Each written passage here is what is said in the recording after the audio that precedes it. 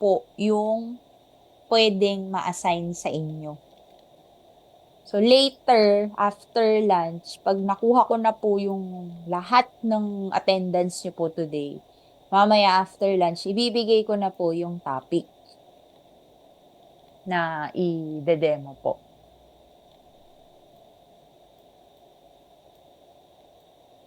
Okay? So, naririnig po ba ako?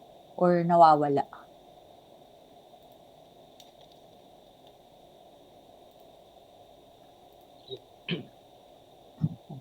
Naririnig naman. Okay. Okay pa tayo, ha? Ma'am, excuse po. Yes po. Yung sa pag-brew po ng coffee, yung ban-o-matic po or sa action? For the sake of the demo lecture, yung Ban-O-Matic ang gagamitin natin. Yung luma. Okay, ma'am. Thank you Ayan. po. Yan. Sige. So, I understand there are outlets na you're already using Ban-Axiom, which is hindi na kayo nagme-measure ng water, di ba? Pindot-pindot na lang kayo. Pero for the sake of demo lecture, ang gagamitin po natin ay Ban-O-Matic. So, yung original 9 steps of coffee brewing natin wherein kailangan nyo mag-measure ng water. So, halos hindi naman sila nagkakaiba ng steps. Doon lang tayo yung pagdating sa pagme-measure ng water. So, try to review yung original 9 steps of coffee brewing natin. So, yung pong mga topics, ayan, I'm sure ginagawa nyo po yan sa store araw-araw. So, you're already familiar with it. So, ngayon, ang gagawin na lang natin sa demo lecture, titingnan po natin or evaluate natin, paano mo sa akin ituturo yan? So, kung ako ay bagong service crew sa store, paano ko dapat matutunan yung topic na yan? Okay? So, mamaya iisa-isahin po natin yung steps kung paano nyo siya ituturo. So, ano yung mga dapat nyong makover? So, sa 9 steps of coffee brewing, focus lang tayo dun sa 9 steps. Hindi nyo na po kailangan ituro yung equipment. So, assuming na naituro na before yung equipment, so, diretso na po tayo dun sa 9 steps of coffee brewing. So, hindi lang po siya natatapos doon sa pag-iisa-isa nung 9 steps. So, for each step, there are reminders na kailangan masabi natin kay service crew. Kasi kapag hindi natin nasabi yung mga reminders na yon, may chance na kapag siya ay nag-brew ng kape, may chance na magkamali siya. Dahil hindi niya naman alam kung ano yung gagawin doon. So, dapat for each step na babanggit natin yung reminders. Yan. Ano yung mga standard natin pagdating sa. So, yun yung sa 9 steps of coffee brewing. So, next naman, for guest recognition, if ever ito po yung topic na maa-assign sa inyo, di ba meron tayong 6 components of guest recognition na tinatawag. Ano yun? Meron, ang shortcut niya is yung PESA 3L. So, pag sinabing PESA 3L, nandyan yung pause, eye-to-eye contact, smile, audible voice, 3 to 4 feet away, tsaka yung lively manner. So, anong nangyayari doon sa 6 components of guest recognition? Saan ba natin siya ginagamit? So, kailangan ma-explain mo siya. Tapos, syempre, i-apply natin yung components of guest recognition doon sa standard greetings natin, tsaka sa complementary closing. So, ano na po bang greetings natin sa store? Ano pong sinasabi nyo sa store? By day na po. Wala na pong welcome back. Okay. Paano pag, ang ibig sabihin ng by day? Pag sa umaga, good morning po. Good afternoon, good evening. Okay. So, ayan. Naka-by day na po tayo. Tapos, syempre, yung complementary closing natin, hindi naman nagbago. Ganun pa rin naman siya. Either, thank you for coming, siya sa at Dunkin, or balik po kayo sa Dunkin. Okay? Basta siyang mahalaga lang naman sa complementary closing, sinasabi nyo si Dunkin. Para at least aware yung customer natin kung saan nyo ba siya pinapabalik. So, yun lang naman yun. So, kung paano nyo in-explain yung components of guest recognition, kailangan, syempre, makita yon dun sa way ng pagsasalita ng greetings natin saka ng complimentary closing. Kung sinabi mong lively manner, dapat kasama. So, dapat mag-reflect yun doon sa greetings. So, yun yung basically overview nung kapag guest recognition ang natapat po sa inyo na topic. So, last is yung packaging materials. Kung packaging materials naman ang maa-assign sa'yo, ang focus ng turo mo ay packaging materials for donuts and munchkins. Okay? Donuts and munchkins lang po. Ano yon? So, from donut wrapper hanggang sa mga boxes natin. Isama nyo na po si Chocobang tsaka si Dunkin yan. Yun lang naman. Bucket. So, mga munchkin bucket natin. So, yun lang naman siya. For donuts and munchkins po.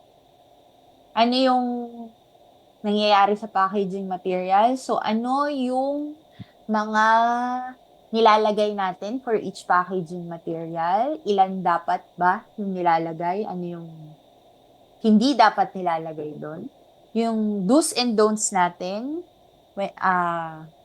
ng packaging, pwede ko ba siyang hipan? Pwede ko ba siyang wagwagin? So, pwede ko bang pitikin yung box kapag ayaw niyang sumara? So, ano yung mga do's and don'ts natin? So, proper handling ba? Yun yung mga kailangan nyo pong ma-discuss kapag packaging materials yung na-assign po sa inyo. Okay? Questions regarding the topic? Ganon. Okay. Excited na po ba kayo? Yes po. Okay, sige. So, bukas, magkikita-kita po tayo. Tapos, kung ano yung ma-assign sa'yo na topic, ituturo mo po doon sa kung sino man yung ma-assign sa'yo.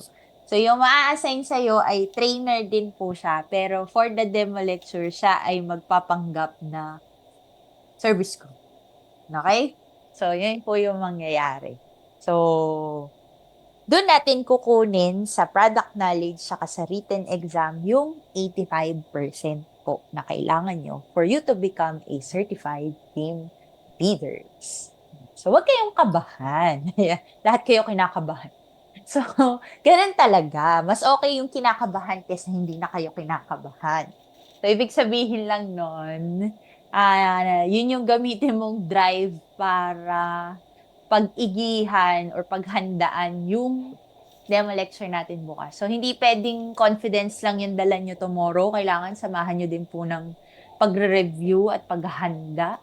Kasi minsan, overconfidence, pagdating ng demo, wala, nakalimutan lahat ng sasabihin. So, paano natin gigradean? So, yun.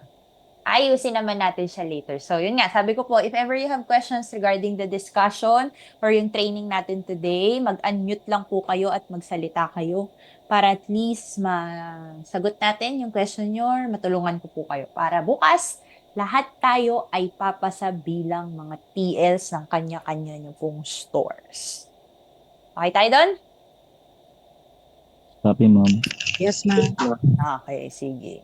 So, ano yung objective natin today? So, ang objective natin today is first, to explain the importance of training and define the roles of a team leader in the outlet.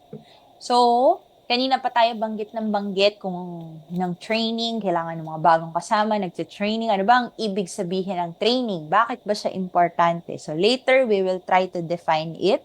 Also, kanina nabanggit na din po natin, ano ba yung mga roles ng isang team leader?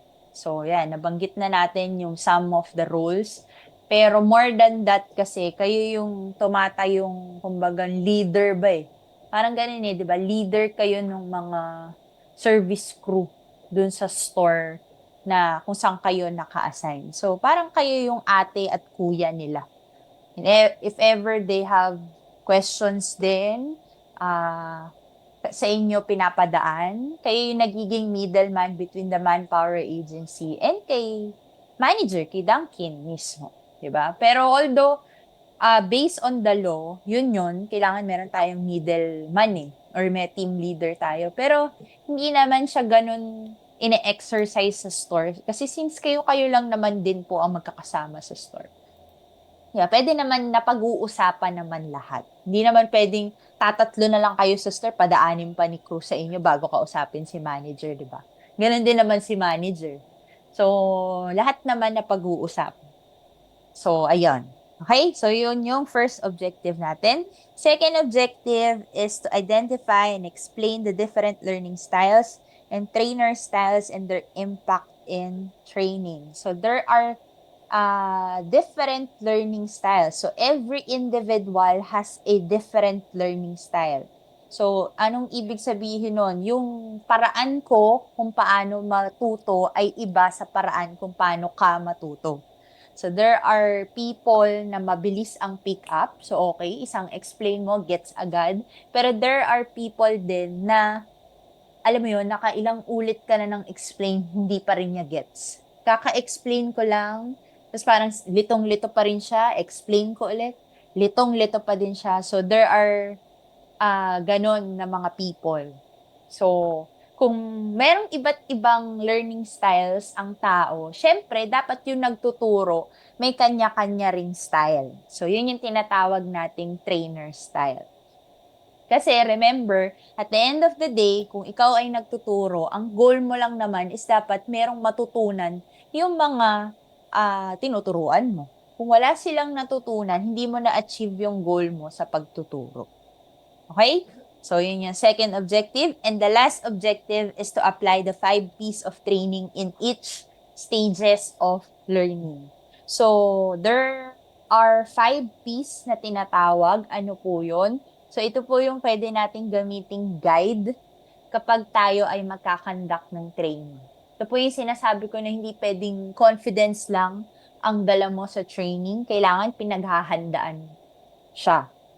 Kasi kahit gaano mo siya kakabisado, pero minsan dala ng kaba, lahat yan nawawala pagdating nung mismong actual na demo.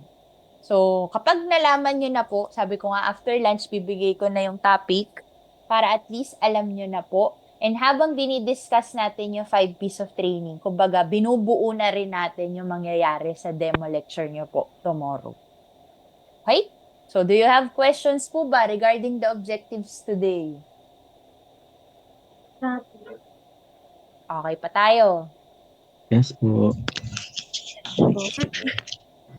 Sige po. So, dahil dyan, bago tayo magsimula at marami tayo sa room, tayo ay mag-introduction po muna. So, basic introduction na lang po muna.